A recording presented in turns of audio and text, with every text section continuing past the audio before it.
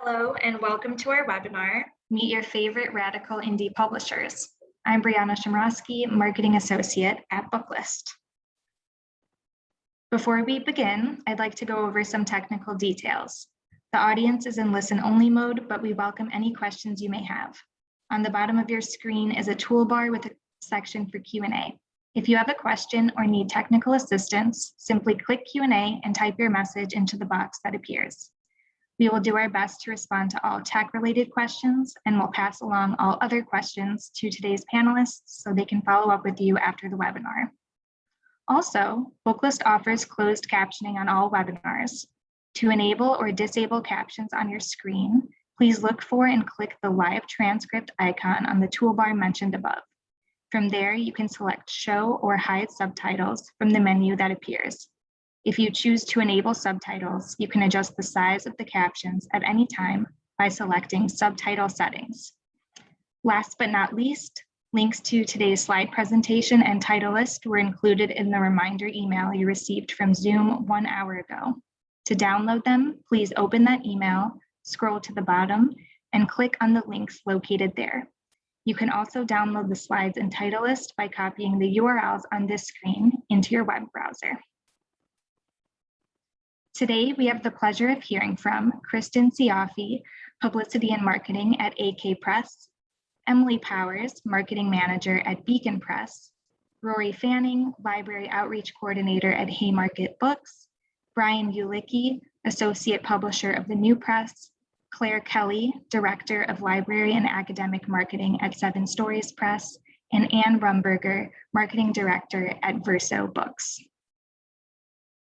First, we'll hear from Kristen Siafi. Kristen, whose pronouns are they, them, handles publicity and marketing in the publishing department at AK Press. Some of their favorite books include Just Kids by Patti Smith, This Is Where I Leave You by Jonathan Tropper, and Invisible Monsters by Chuck Palahniuk. They live in the Bay Area. Take it away, Kristen.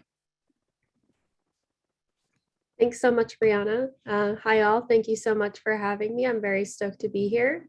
My name is Kristen, my pronouns are they, them, and I work in the marketing and publicity department over at AK Press. Just to share a little bit, AK Press is a worker-run collective. All of our decisions are made democratically, from what we publish to what we distribute and how we structure our labor. We publish radical books and other media to expand minds and change worlds. Our goal is supplying radical ideas to as many people as possible, and we publish books to use as tools for social movements struggling to build a new world. Next slide, please.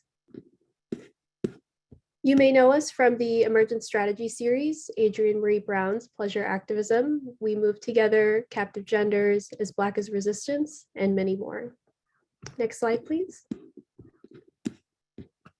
The first book we will be diving into is going to be After the Revolution by Robert Evans, a chronicle of serendipitous alliances in a dystopia right around the corner. In the year 2070, 20 years after a civil war and societal collapse of the old United States, extremist militias battle in the crumbling Republic of Texas. As the violence spreads like wildfire and threatens the free city of Austin, three unlikely allies will have to work together in an act of resistance to stop the advance of the forces of the white Christian ethno-state known as the Heavenly Kingdom. This book is a unique blend of military futurism based on the author's experience in civil wars. Robert Evans is an investigative journalist and the host of the wildly popular podcast Behind the Bastards and It Could Happen Here. He has an extremely large platform consisting of hundreds of thousands of devoted followers who are very eager for this release in April 2022. Next slide, please. Next, we have Grievers by Adrienne Marie Brown, a tale of what happens when we can no longer ignore what has been lost in this world. Grievers is the first volume of AK's Black Dawn speculative fiction series.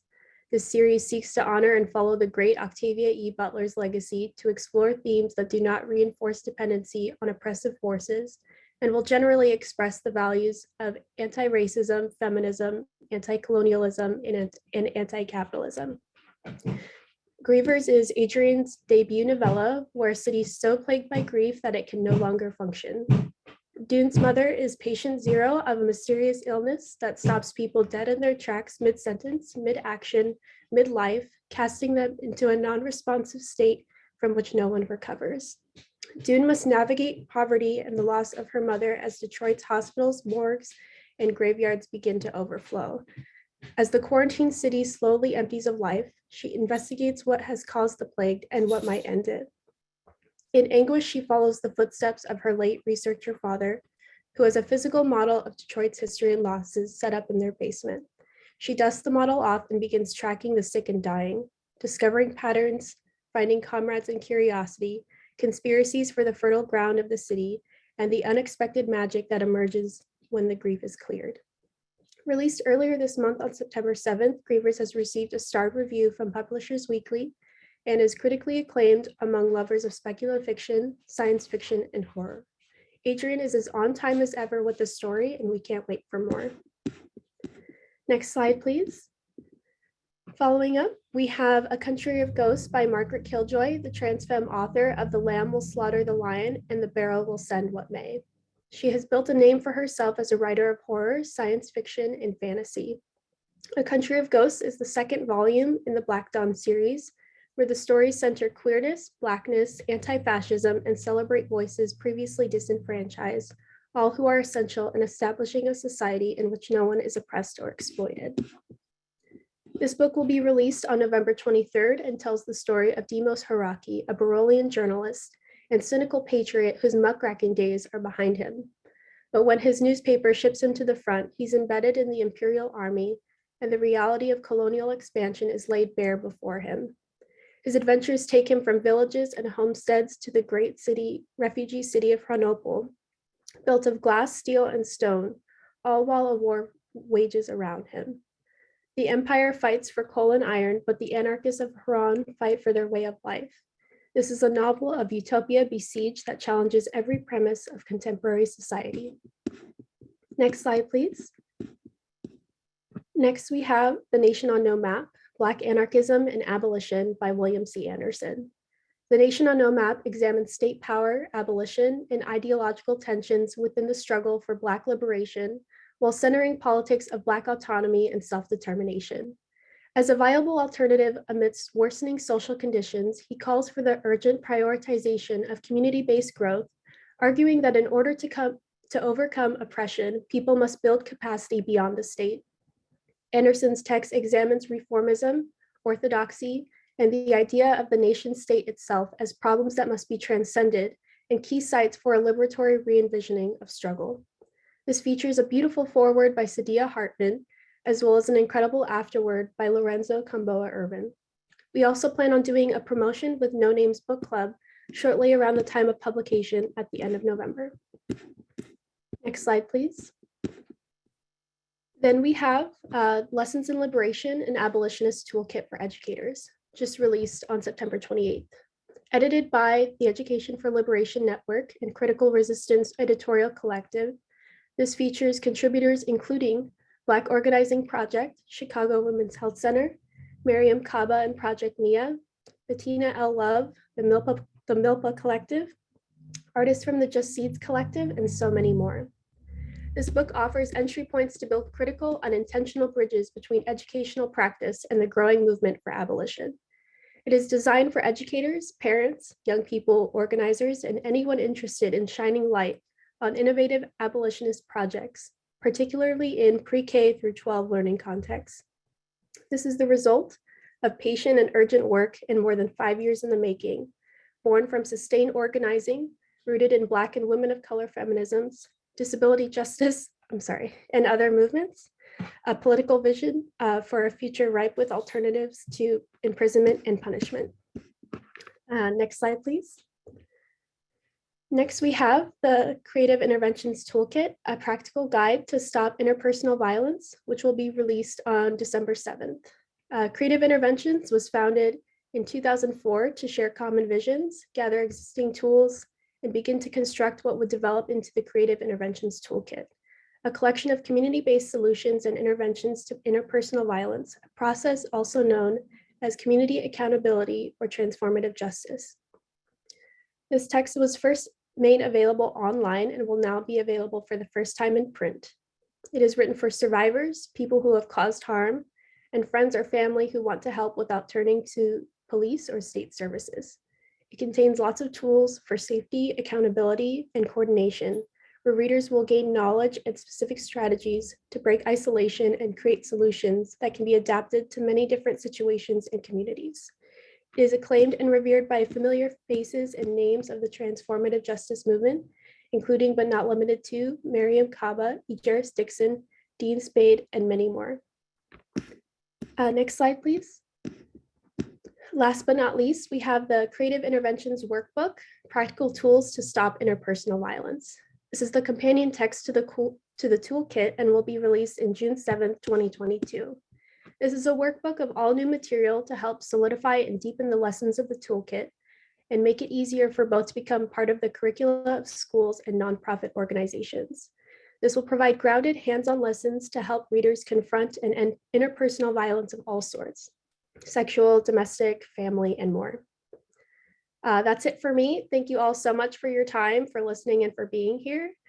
Please be sure to check out our website, our social media, and sign up for our mailing list, which can be found on the last slide to see what other books we have in store for the upcoming season. Take care.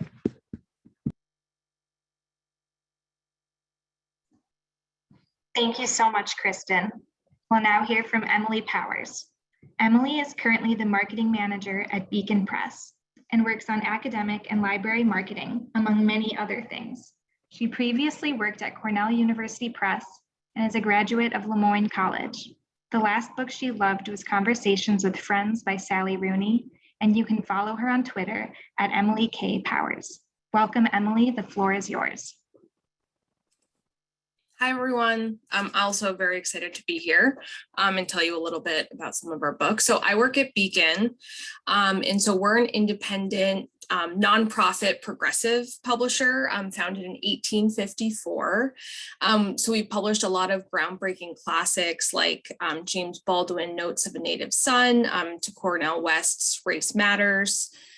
We were also the publisher in book form of the Pentagon Papers in the 70s, making the full set of documents available to people.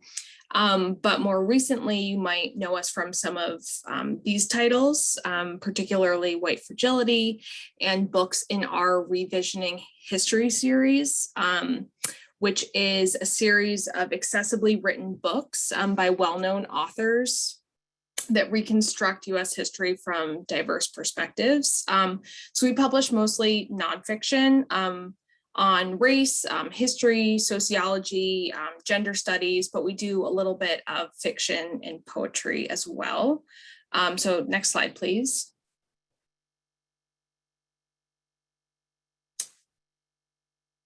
Is that the first one? That's fine, I can. Oh, okay, that's fine. So this book actually just came out, and so I wanted to touch on it because some of you may have seen it in the media lately. So this is Palmares by Gail Jones. And if you haven't heard of Gail Jones, she's an accomplished writer. She was mentored and published by Toni Morrison, and she published many groundbreaking novels in the 70s, 80s, and 90s. But then she retired from public life.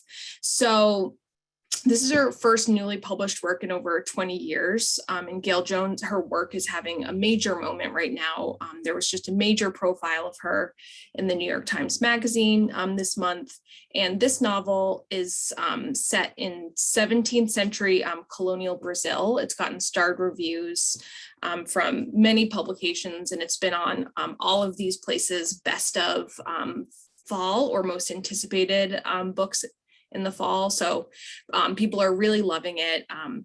But perhaps this quote from The Guardian says it best. So, a once in a lifetime work of literature, the kind that changes your understanding of the world. So that's Palmares. And then these other two books are new and repackaged work that we have from Gail coming out in the spring and summer. So keep your eye out for those as well. So next slide, please. Okay, so now we have Parenting with an Accent. So this was written by an award-winning journalist and a writer who is an immigrant parent herself, and she was looking for exactly this kind of resource. So the book merges personal stories with reporting, and she paints a picture of what it's like for immigrant parents raising a child in America while also honoring their own cultural identities. So there are over 18 million children with at least one foreign-born parent in the US. And you would think that with so many millions of kids with immigrant parents, there would be more books on this topic. But so this is actually one of the few resources available for parents looking for advice on raising kids in a multilingual and or multi-faith household. So that goes on sale on November 9th. Next slide, please. And so next we have an Afro-Indigenous history of the United States, which is part of the Revisioning History series that I mentioned earlier. So this is the first intersectional history of Black and Native American struggles for freedom in our country. And it also reframes who was Indigenous in early America. Kyle Mays is an Afro-Indigenous historian himself, and he brings that unique perspective to the book, bringing in pop culture, history, and colloquial forms of writing. So this book is going to be perfect for anyone looking for histories and books that center Black and Indigenous voices instead of having them be, sort of passive bystanders, but it's also a really engaging read. So that will release on November 16th. Next slide, please. This book I'm very excited about. This is, and the category is, so it is a history of ballroom culture in New York from a storyteller and writer who is a close friend to the community.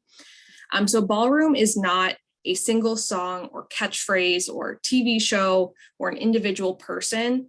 It's really a space where trans lives are respected and applauded, and queer youth are able to find family and acceptance. So this is really a love letter to the Black and Latinx underground subculture.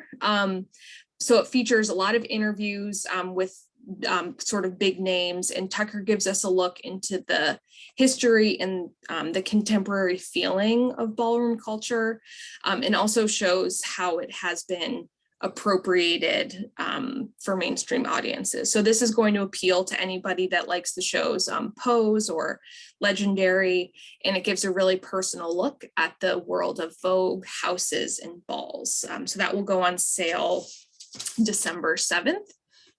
So next slide, please. Living While Black. So this book is, I'm also really excited about this one. So unlike many new titles on race these days, this book directly addresses Black readers and encourages them to prioritize their well-being as a form of resistance, particularly focusing on Black joy and Black love. So the author is a radical psychologist and a sought-after authority on race-based trauma and healing practices. This book will also really appeal to non-Black readers who are looking to kind of further their education and further their support of Black lives. This is a really beautiful and a really important book, but it also has a global perspective. So it's not just focused on the US, but it features diverse experiences from Black people across the globe. So that will go on sale in January 2022. Next slide, please.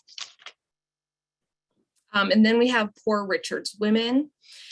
So we all know there are hundreds, if not thousands, of biographies already published on Benjamin Franklin. But this is the first trade book about Deborah Reed Franklin, who is mostly unknown, even though she was married to Benjamin Franklin for over 40 years.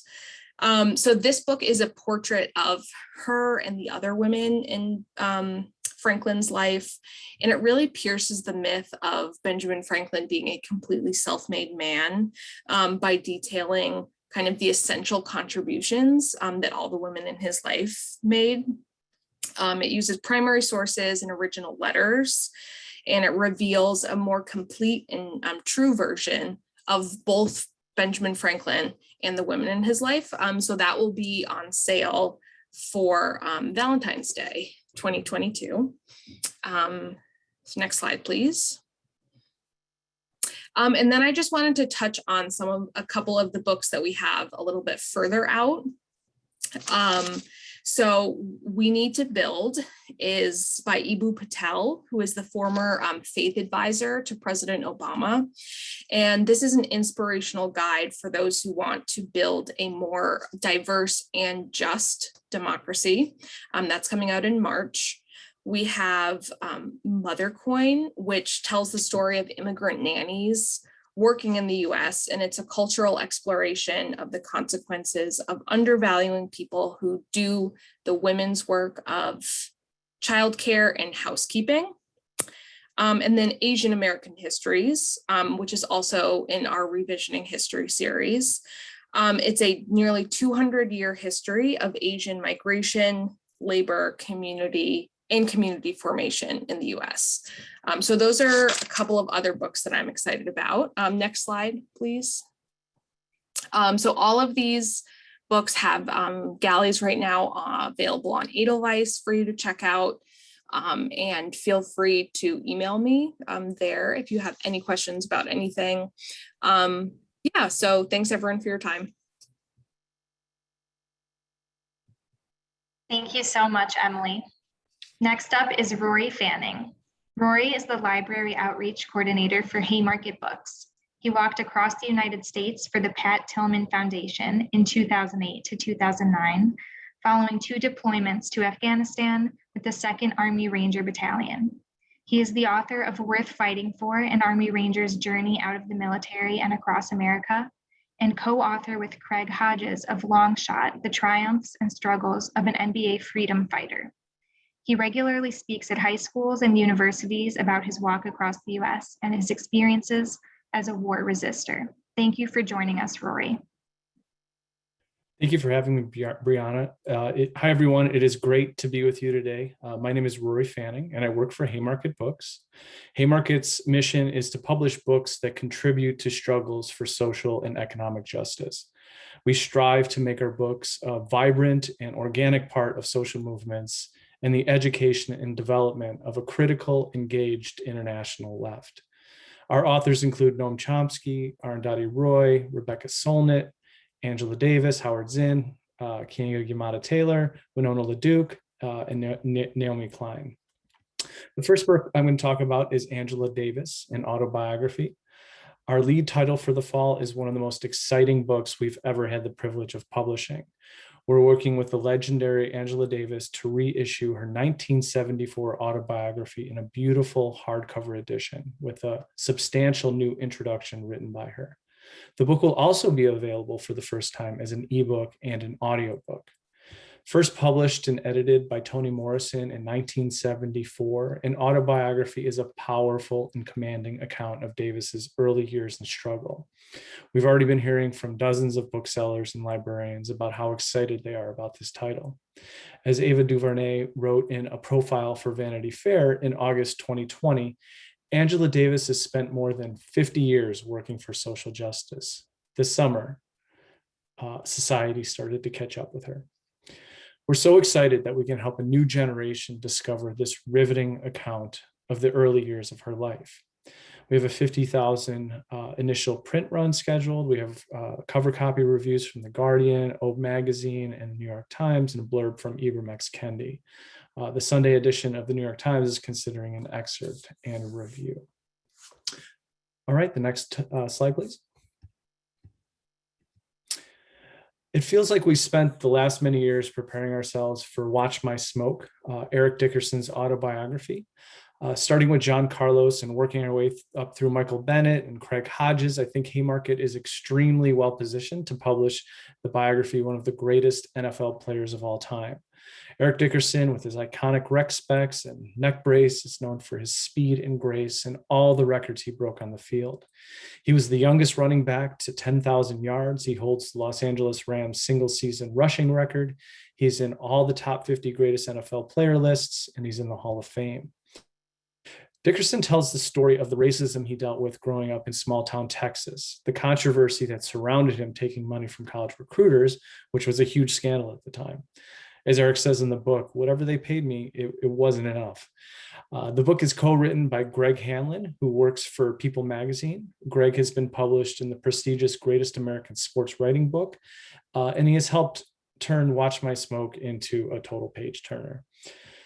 We have blurbs from Lawrence Taylor, Joe Montana, Skip Bayless, Nancy Lieberman, Emmett Smith, Clyde Drexler, Terrell Owens, and more to come.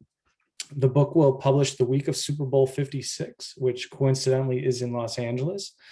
Our launch event will be in SoFi Stadium. The Rams have agreed to promote the book, and Dickerson, who is an analyst for Fox Sports, will tap all of his connections during the promotion. Eric is also the vice president of business development and the quote unquote Rambassador for the Los Angeles Rams. The book is extraordinarily political for a sports book, but unlike other bios that we've published, Dickerson is not persona non grata in the league, so we'll be able to use the huge marketing machine that is the NFL and its ecosystem to promote the book. Next slide, please. Identity politics is everywhere, polarizing discourse from the campaign trail to the classroom. But the identity politics so compulsively referenced bears little resemblance to the concept as first introduced by the radical Black feminist Combahee River Collective. While the collective articulated a political viewpoint grounded in their own position as Black lesbians with the explicit aim of building solidarity across lines of difference, identity politics is now frequently weaponized as a means of closing ranks around ever narrower conceptions of group interests. But the trouble, as Olufemi Taiwo said, deftly argues, is not with identity politics itself. Through a substantive engagement with the global Black radical tradition, Taiwo identifies the process by which a radical concept can be stripped of its political substance and become the victim of elite capture, deployed by the political, social, and economic elites in the service of their own interests. Taiwo's crucial intervention both elucidates this complex process and helps us move beyond a binary of class versus race by rejecting elitist identity politics in favor of a constructive politics of radical solidarity. He advances the possibility of organizing across our differences in the urgent struggle for a better world. Written in the tradition of Keeanga-Yamada Taylor's How We Get Free, Ibram X. Kendi's How to Be an Anti-Racist, and Asad Haider's Mistaken Identity. Olufemi Taiwo is an anti-racist political philosopher who is a worthy guide through these fraught concepts, making a compelling case that elite capture is an important addition to our understanding of the trajectories of political movements. This is a short and accessible primer for newly initiated and seasoned anti-racist activists, which will help a new generation make sense of the world we live in and how we change it. Next slide, please. Rehearsals for living. Amid the overlapping crises of the pandemic, ecological disaster, and global capitalism, two leading Canadian Black and Indigenous feminist theorists asked one another, what do liberated lands, minds, and bodies look like? These letters are part debate, part dialogue, and part lively and detailed familial correspondence between two razor-sharp thinkers, similar to those shared between Audre Lorde and Pat Parker in Sister Love. Rehearsals for Living is also in conversation with How We Get Free, Black Feminism and the Combahee River Collective, The Bridge Called My Back, writings by radical women of color, and When They Call You a Terrorist, a Black Lives Matter memoir. Readers interested in or familiar with Ruth Wilson Gilmore and Robin D.G. Kelly will find this title a necessary addition to their readings on abolition, anti-colonial futures, and liberation. Final slide, please. An enemy such as this, Larry Kazus and the Struggle Against Colonialism Through One Family on Two Continents Over 3 Centuries by David Correa. An enemy such as this is part biography, part people's history, and part true crime. Larry Kazus is a folk hero for many who know his story. and his story is extremely well known in Albuquerque and around New Mexico, as well as with people familiar with indigenous resistance. However, there is a huge untapped audience for this gripping true story that feels destined for a feature-length movie, documentary, or podcast. Correa, who is the editor for Violent Order, another Haymarket title, has masterfully crafted this incredibly well-researched and cinematic story. The book is organized as a biography of Larry Cazus and his family and ancestors, which is a long, unbroken line of generations that link the shootout with the police in the sporting goods store in 1973 that killed Larry. More than 3,000 people attended Larry's funeral. I won't run through all the details of the book, but I do think it's important to just share a few words from Roxanne Dunbar Ortiz, who eloquently summed up the book. An enemy such as this is a brilliant tour de force, bringing back to life the beloved Navajo militant Larry Cazus, who died at the hands of Gallup, New Mexico police. In doing so, David Correa traces the Cazus family history within a world historical context of Western colonialism, both world wars, US wars against Native nations, and continued settler colonialism and border town violence, propped up by US law. This is a breathtaking and original historical narrative that is also a page turner. So thank you very much, everyone. Please email me at rory@haymarketbooks.org if you have any questions. Thank you so much, Rory. Our next panelist today is Brian Ulecki. Brian is the associate publisher of The New Press, an independent, not-for-profit publisher of books to build social change, where he oversees publicity, marketing, advertising, and digital strategy, plus institutional development partnerships and strategic communications initiatives. Before that, he was in the publicity department at Simon & Schuster and was publicity director of Blue Rider Press, a former imprint of Penguin Random House, where he planned and executed campaigns for multiple New York Times bestsellers. He lives in New York City. Take it away, Brian. Thank you for this opportunity to talk to you all. So The New Press is an independent nonprofit publisher founded in 1992 by Andre Schifrin and our now executive director, Diane Wachtell. We're excited to celebrate our 30th anniversary next year. We are distributed by Ingram's Two Rivers. The core of the New Press's mission and publishing program is to bridge the gap between a broad reading audience and new ideas and voices in the academic and social change worlds. The categories in which we are best known are progressive education, criminal justice, labor history, economic, racial, and environmental justice, and immigration. We publish mostly nonfiction, but are also dedicated to publishing select international fiction. Major New Press authors you'll know include Michelle Alexander, author of The New Jim Crow, James Lowen, author of Lies My Teacher Told Me, Arlie Russell Hochschild, author of Strangers in Their Own Land, and Monique Morris, author of Push Out, to name just a few. I'm excited to talk to you about some of our winter and spring titles. We have print galleys on all of them. Let me know if you'd like to receive any in that format, and please check out our catalogs in Edelweiss, where you can download digital review copies of these and many more front list. So next slide, please. First up, Race, Rights, and Redemption. Derek Bell is widely regarded as one of the founders of the critical race theory movement. Toward the end of his life, his wife, New Press author Janet Dewart Bell, launched an annual lecture series for him on the occasion of his 65th birthday. Over the next quarter century, a total of 25 stars of the legal community, many of whom were Bell's former students, gave a stunning series of brilliant lectures in honor of their former professor and mentor. And we released this collection of lectures in hardcover last year. This paperback, which includes new material, is designed to give a second chance to a book that got short shrift when it published in the early days of the pandemic, despite excellent and starred reviews from Library Journal and Kirkus.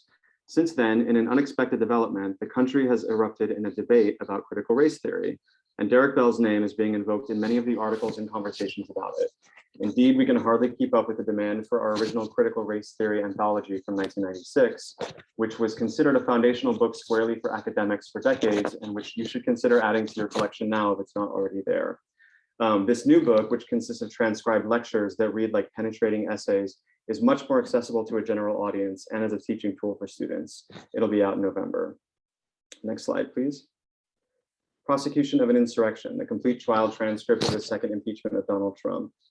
The second impeachment of Donald Trump, following the norm-shattering attempt by his followers to disrupt the peaceful transfer of power, seared a new lexicon into our collective consciousness and marked a watershed moment in American history.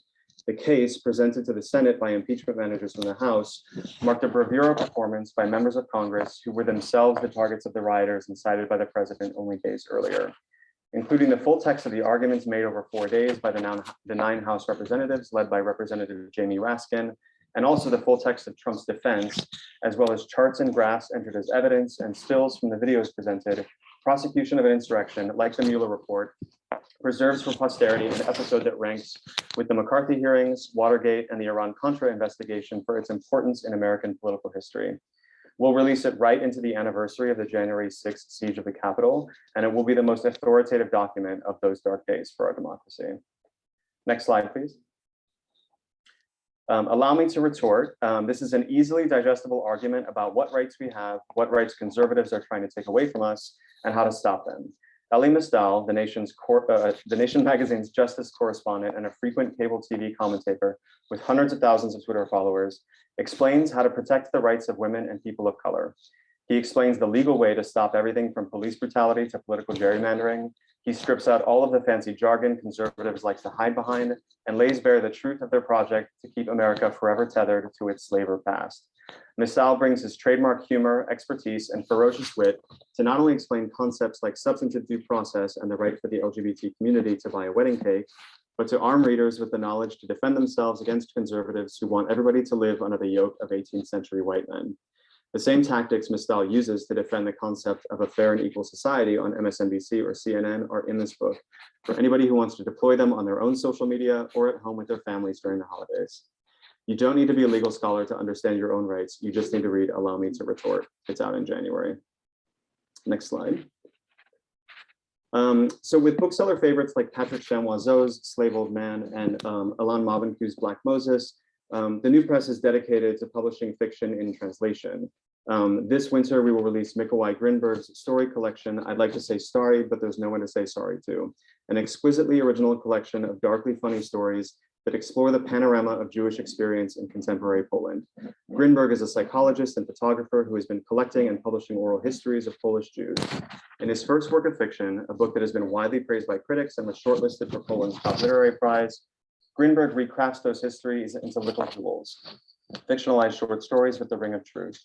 Olga Tokarczuk, Nobel Prize laureate, says of the book, "These small, searing prose pieces are moving and unsettling at the same time." It'll be out in February. Next slide, please. In June 2022, Title IX will celebrate its 50th anniversary. Journalist Sherry Boshart's book, 37 Words, will be the definitive history of the ups and downs of the passage of the legislation and its ongoing implementation. While lauded for its intent, equal access to education for women, Title IX has broad implications in education, from equity for women's sports to responses to sexual assault. 37 Words tells both the achievements of the legislation and also illuminates its shortcomings and the ongoing struggles for equality. In 37 Words, readers meet the founding mothers of the legislation, coaches at elite and state universities fighting for access for young women athletes, and a range of women seeking an equal education to just improve their lives. What emerges as a dazzling tapestry of the grit, determination, and resilience of women in changing cultural and societal contexts over the past 50 years. It'll be out in March in anticipation of the Title IX anniversary in June. Next slide, please. In 1996, Howard Zehr, a criminal justice activist and photographer, published Doing Life, a book of photo portraits of individuals serving life sentences without the possibility of parole at a prison in Pennsylvania. 25 years later, Zehr revisited many of the same individuals and photographed them in the same poses. In Still Doing Life, Zehr and co-author Barbara Toes presents the two photos of each individual side by side, along with interviews conducted at the two different photo sessions, creating a deeply disturbing tableau of people who have literally not moved for the last quarter century. In the tradition of other compelling photo books, including Milton Rogowan's Triptychs and Nicholas Nixon's The Brown Sisters, Still Doing Life offers a riveting longitudinal look at a group of people over an extended period of time, in this case with devastating implications for the American criminal justice system. Each night in the United States, more than 200,000 men and women incarcerated in state and federal prisons will go to sleep facing the reality that they may die without ever returning home. There could be no more compelling argument to stop this inhumane practice than the photos and interviews in this book. This is out in March. And last but not least, next slide. Americans consume over 1.5 billion pounds of peanut products every year, but few of us know the peanut's tumultuous history or its intimate connection to slavery and freedom. Lyrical and powerful, Slaves for Peanuts deftly weaves together the natural and human history of a crop that transformed the lives of millions. Author Jory Lewis, who won a prestigious Whiting Fellowship to complete this work, reveals how demand for peanut oil in Europe ensured that slavery in Africa would persist well into the 20th century, long after the European powers had officially banned it in the territories they had controlled. Delving deep into West African and European archives, Lewis recreates a world on the coast of Africa that is breathtakingly real and unlike anything modern readers have experienced. As books such as Adam Hochschild's brilliant and best-selling King Leopold's Ghost revealed, this global history of slavery haunts us all to this day, and much of the story remains to be told. Very much in the tradition of Hochschild's work, Jory Lewis's Slaves for Peanuts cracks open a completely hidden chapter in the long history of global slavery at a time when Americans are grappling with the enduring consequences of it here. This is out in April and is our lead history title for next spring. So thank you. This is just a slice of our list. I'll drop some Edelweiss links into the catalog and feel free to email me. Thank you.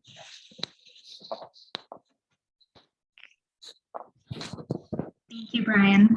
Next up is Claire Kelly. Claire, whose pronouns are she, her, is the Director of Library and Academic Marketing at 7 Stories Press.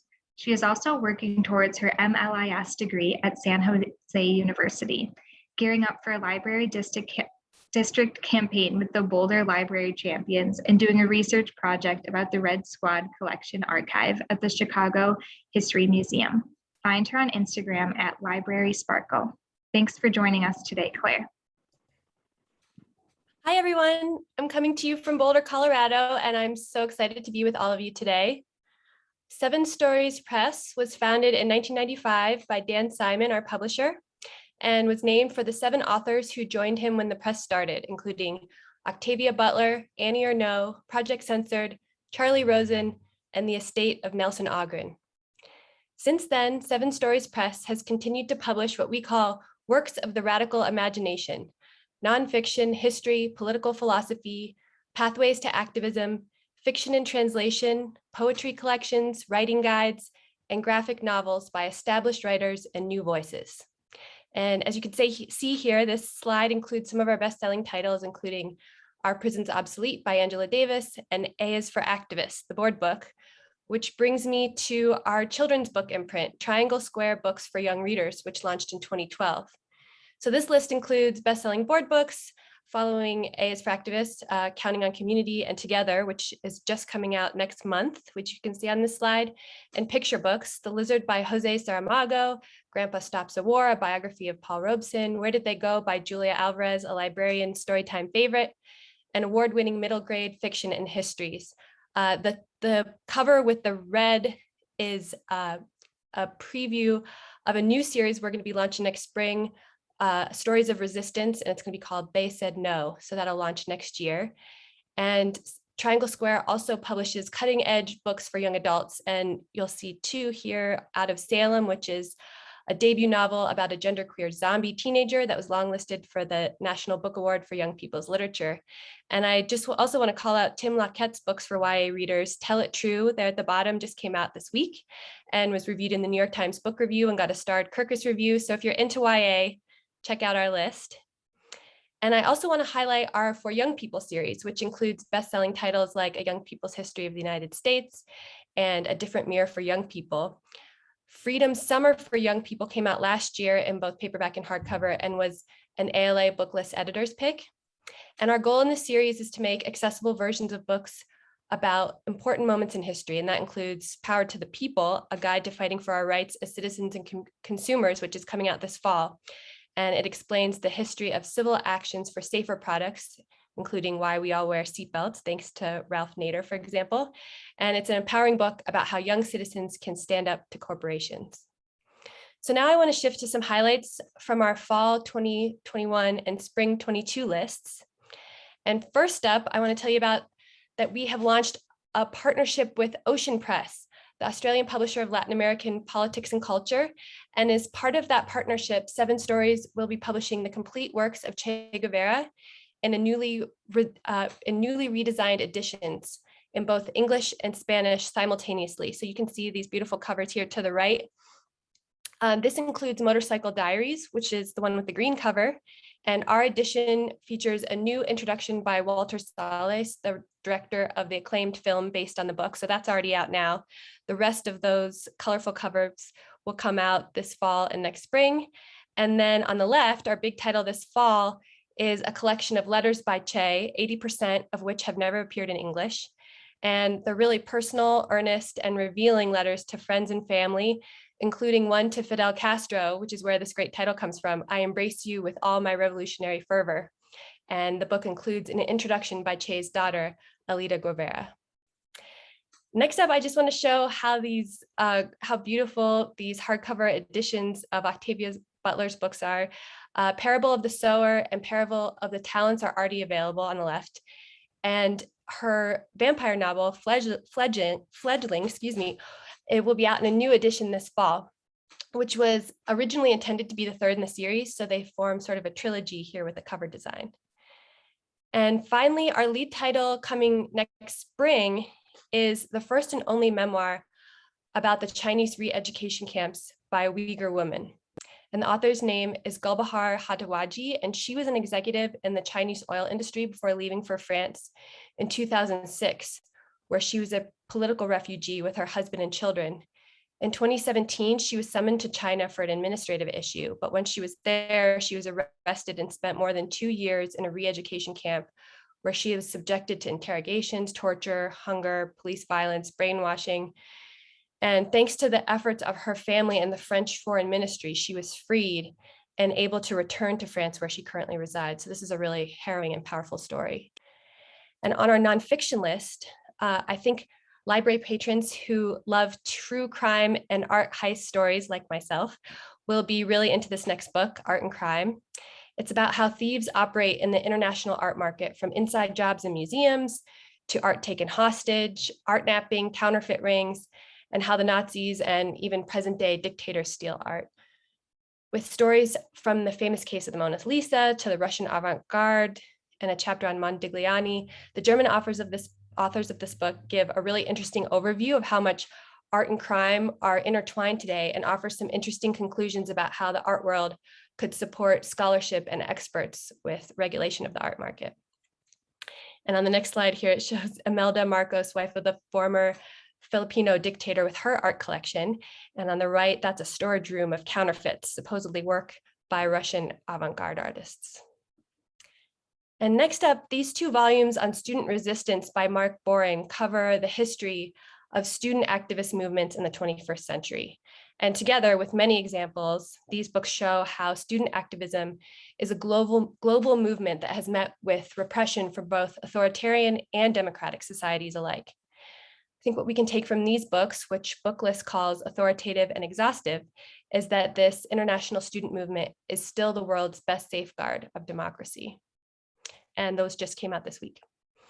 And next is a poetry collection that's on our list coming out in January. Quincy Troop is an American poet, editor, and journalist, former professor who is the biographer of Miles Davis. His work is associated with the Black Arts Movement writers. And this collection of poetry spans 50 years, selected from his 11 previously published poetry volumes. And a quick look at some of our forthcoming fiction in translation.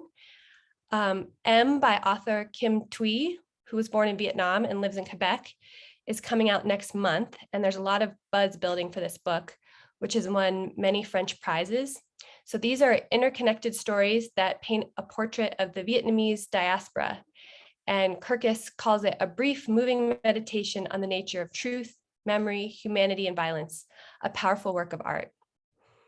And 2 more, The Night is for readers who love Bolaño. It's a literary thriller set in Venezuela by a new voice of Latin American fiction. And there on the right is The Censor's Notebook, which gives a sense of life in communist Romania. The story is about a female chief of the government branch responsible for censorship. So she's supposed to burn and shred the censor's notebooks, but she steals one before fleeing the country and later gives it to the Museum of Communism that opens. So the novel details what's in this notebook and the life and experiences of one particular censor. And speaking of censorship, it's Banned Books Week. So I just wanted to highlight some of the books that 7 Stories has published that have been banned or challenged. There's many more than appear here, but I wrote a blog post telling some of the stories behind some of these banned books, which I'll share in the chat. It's up on our website now. One of the top banned books in the country actually is Sex is a Funny Word by Corey Silverberg. His book, What Makes a Baby, is here on this slide. And these books have been widely praised for showcasing diverse bodies, abilities, identities, and for honestly addressing sex and sexuality as it pertains to youth. So What Makes a Baby is for preschool to age 8. Sex is a Funny Word, which is the one that's most often banned, is for ages 8 through 10. It received a Stonewall Award honor and was an ALA notable book. And there's going to be a new one coming next spring. It's called You Know Sex for ages 13 and up. And if you're interested in resources from Corey, or if you want him to visit your library virtually, please email me. I'll drop my email in the chat. And we would love for you to request digital copies of our books on Edelweiss. This is a screenshot of our Edelweiss page. I'll link to that as well. And finally, I would love to hear from you. Please contact me with any questions or requests for books. I'd be glad to send you anything you want. Thank you so much. Thank you so much, Claire. Our final panelist today will be Anne Rumberger. Anne is Marketing Director at Verso Books and an activist with NYC for Abortion Rights and NYC Democratic Socialists of America. Anne, the floor is yours. Hey all, thank you so much for having me. I'm really excited to talk about some of Verso's upcoming books. So Verso was founded in 1970. Last year we celebrated our 50th anniversary. We are now the largest independent radical publisher in the world. We publish a wide variety of subject areas, including philosophy, political theory, feminism and gender, economics, US and world history, sociology, Black radicalism, ecology and the environment. And we also started a fiction imprint a few years ago with a focus on international fiction. We publish about 4 novels a year.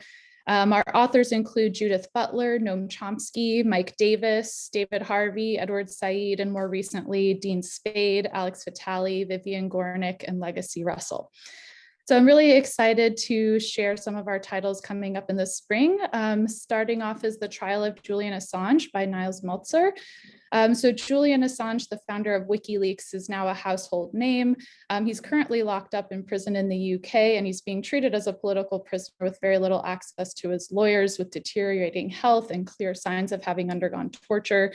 Many journalists and human rights activists are closely watching this case for the huge impact that it's going to have on freedom of speech and freedom of the press. They see Assange's case as a way to dissuade future whistleblowers from publishing information that reveals abuses of power. So this book is the most comprehensive and definitive account of the entire case against Julian Assange from 2010 up to his extradition trial in January. The author is a human rights lawyer and the UN Special Rapporteur on torture. He's been studying Assange's case for the past 2 years, and he's now a vocal advocate for his release. Assange has a number of high-profile supporters. Many of them will be called on to promote the book. People like Pamela Anderson, Vivienne Westwood, MIA, Brian Eno, Noam Chomsky, Jeremy Scahill. So we're really looking forward to this one, and it's coming out in February. Next up is Girl Online by Joanna Walsh. So Girl Online is described by the author as the first feminist user's manifesto. And by user, she means all of us that use the internet. So this is a book that explores how women negotiate the space between their identities as girl, mother, artist, and online persona. It's an experimental work of creative nonfiction or autofiction that investigates the online experiences of women as everyday internet users. She argues that women are encouraged to create a certain type of feminized persona in order to appear on online platforms. So this book is part feminist manifesto, part personal narrative, part cultural criticism, and part experimental autofiction. She examines selfies, social media, online celebrity, and current debates in cyberfeminism. So this is really a book for readers of Sheila Heti's How Should a Person Be, Leslie Jamison's The Empathy Exams, and Maggie Nelson's The Argonauts. Next up, we have Internet for the People. So in Internet for the People, Ben Tarnoff, a former programmer and founder of Logic magazine, presents an urgent manifesto and a clear 3-step plan for democratizing and decommodifying the internet. So step number 1, make the internet accessible. Step number 2, taxonomize the internet to understand what the internet actually is and how exactly the corporate tech monopolies get their power. Step number 3, collectivize the internet. So this book is really a program, a blueprint, a guidebook, and it's the most accurate map of the internet to date, as well as a powerful vision for what the internet could be. Next up, we have The South by Adolph Reed. Adolph Reed, in a New York Times profile from last year, was described as the son of the segregated South, a native of New Orleans who organized poor Black people and anti-war soldiers in the late 1960s and became a leading socialist scholar at a trio of top universities. Cornel West has called him the greatest democratic theorist of his generation. So at 74 years old, Reed is one of the last generation capable of writing a book like this, the final age cohort that still had everyday lived experiences of that older racial order. So The South is a gripping and moving autobiographical record of this remarkable historical passage toward freedom. We're planning events with Cornel West and with Eddie Glaude Jr., and we're expecting blurbs from Harry Belafonte and Danny Glover, and we've got a really great foreword from Barbara Fields, who's one of the preeminent scholars of the South and was the first African-American woman to receive tenure at Columbia University. Next up, this one I'm really excited about, Captives. Captives is a definitive history of Rikers Island and the modern jail system in New York City, told by somebody who was formerly incarcerated at Rikers. So this book is really described by the editor as extremely cinematic, beautiful narrative history. It provides us with blow-by-blow accounts of every major jailbreak, every prison riot, every NYPD freakout over the last 60 years or so. Featured throughout the book are Angela Davis, Afeni Shakur, the mother of Tupac Shakur, William Buckley of the National Review, Rudy Giuliani, Malcolm X, and tons of other characters. We're really, really excited about this. I kind of have been calling this one our sleeper hit. Next up is Abolition Geography. So most of you probably know Ruth Wilson Gilmore. She just had a major profile of her published in the New York Times Magazine about a year and a half ago. Ruth Wilson Gilmore founded, along with Angela Davis, the nation's first abolitionist organization of the modern era. That was a group called Critical Resistance. They do amazing work. And she's really gone on to be the prison abolition movement's main historian and strategist. So this is a collection of essays that Ruth Wilson Gilmore has published over the course of her career of the last 25 years. They're all beautiful, stunning essays. Though they have been published before, most of them are kind of buried in little known or hard to access journals and magazines. So this is going to be a new collection for most readers. And there's so much interest in police and prison abolition now that we're really excited to get this collection of essays out. Next up is Half-Earth Socialism. This is kind of a fun one. So this book is a reminder that there's still a way to save the planet and guarantee the good life for all. How do we do it? We control our energy and our land use, and we plan for the common global and ecological good. So this is a very wide-ranging work. It's combined philosophy and policy planning, computer science, political manifesto. There's like some utopian fiction in there. They're basically calling for mass veganism, for rewilding half of the earth, and for bold central planning. So some very wild proposals in there. Next up, we have Bad Gays. This one is going to be really fun. It's coming out just in time for Pride Month next year. This is an alternative history of homosexuality, looking at some of the bad, evil, complicated figures who helped shape our understanding of gay identity. So 14 different figures are covered, from the Roman Emperor Hadrian to King James I to Lawrence of Arabia to J. Edgar Hoover and the anthropologist Margaret Mead. The book is based on a really popular podcast, also called Bad Gays, which has had over 500,000 listens since it was first launched a couple of years ago. And last but not least, Daddy Issues. So in this bold, long essay, Catherine Angel sets out to examine the fraught bonds between fathers and daughters, women and the patriarchal regime. So it draws on developmental psychologists like Winnicott and Freud, the works of Virginia Woolf and Vivian Gornick, the Me Too cases of Harvey Weinstein and Brett Kavanaugh, and issues of incest, coercion, violence, and care. So Daddy Issues delves into the vexed space of love and hate, fealty, and rebellion. And Catherine Angel is the author of the acclaimed book, Tomorrow, Sex Will Be Good Again, which we published last year and got rave reviews in places like the New York Times and the New Yorker. So that's just a short look. We have so many other books, but I can't get to them all. Please send me an email and request any review copies that you'd like. My email is ann@versobooks.com. And thanks so much for your time today.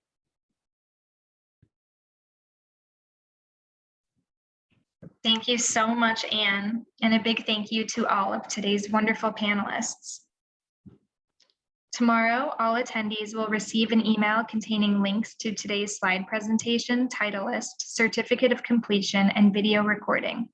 For more about Booklist webinars, be sure to visit www.booklistonline.com/webinars, where you can view archives of past webinars and register for upcoming ones like those you see here. Not yet a subscriber? Pair the print reading experience with the convenience of online access at booklistonline.com and lock in print, online, digital, and archive access by taking advantage of this special webinar offer to get Booklist for only $75.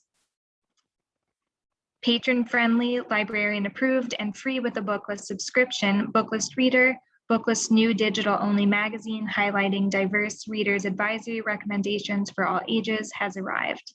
To see and share the latest issue, which is currently freely available to all, visit booklistonline.com/reader-issues. Thank you for joining us for today's webinar.